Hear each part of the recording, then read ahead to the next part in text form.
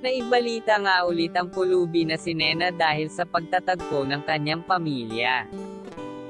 Hindi tumigil ang news team ni Easily para muling mahanap si Nena. Ilang netizen ang tumulong para magtagpo ang magkapatid. Si Easily ang naging instrumento para mahanap ng kanyang pamilya. Nang makita ito ng kanyang kapatid ay naiyak dahil sa nakitang kalagayan nito.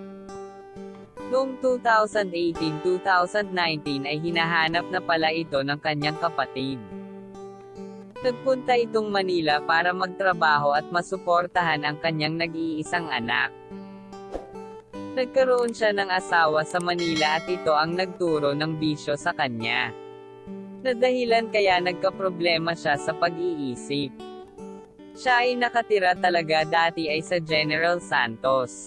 Sabik na ang kanyang kapatid na si Mona na maiuwi sa kanila.